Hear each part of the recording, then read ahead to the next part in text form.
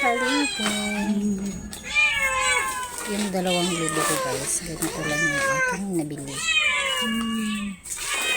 Hindi nga puno yung 2 eco bag.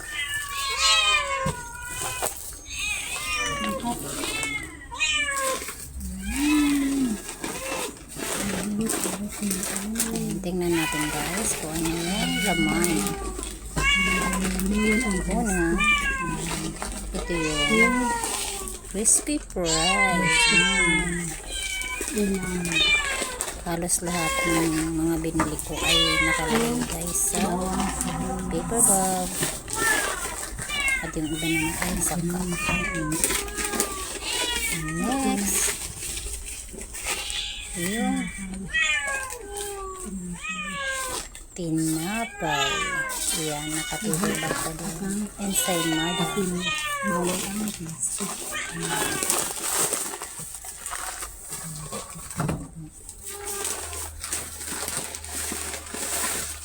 Siyempre, namimigay tayo sa ating kapamilya, yung kapitbahay. Tinapay ulit.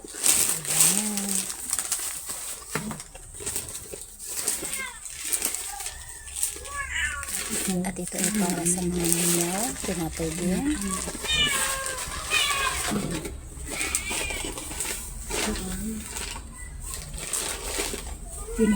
Dahil nga sa bawal yung plastic bag, yan, nagdala ako ng sarili. Kasi yung bibili ko na tinapay ay nakalagay pa din sa paper bag. Takpan natin guys kasi baka kunin ng mga nila.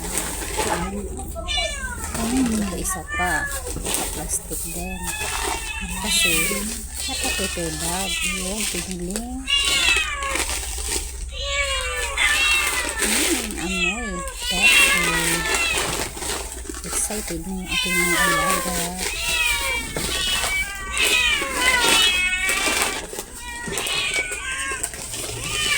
Yung oil sa butter.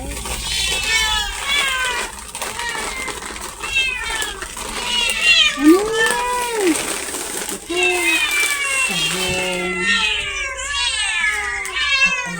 sabon. At ayan, dalang-dalang.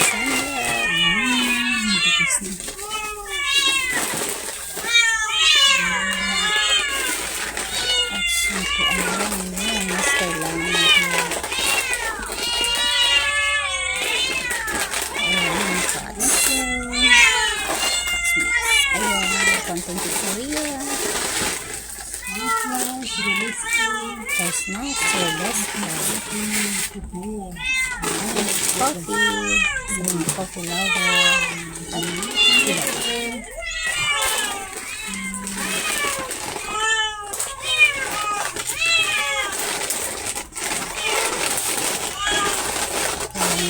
guys, iligpit yung itabi nyo kasi baka maunahan tayo ng mga wow. Sabit po, sabit po. Sabit po na.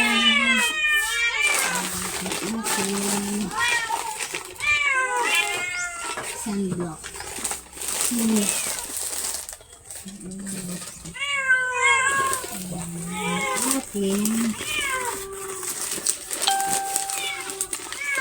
Ito yung nasa kulay ating souvenir sa araw na to. Chat it guys. Alam naman natin yung bago. At ito yung aking gustong souvenir. Kahit meron naman ako guys, kaya lang gusto ko lang ang style dito.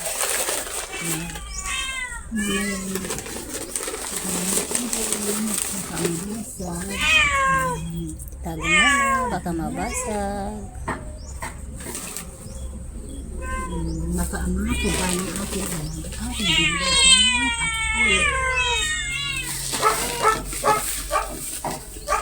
At yung ating pasalubong.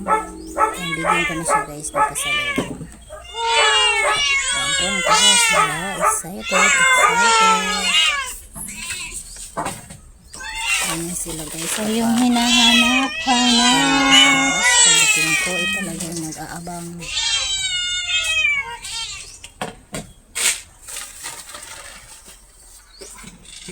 Sa mga cat-lover dyan, alam niyo na kung ano ang feeling ng may naghihintay na mga alaga sa ating bahay.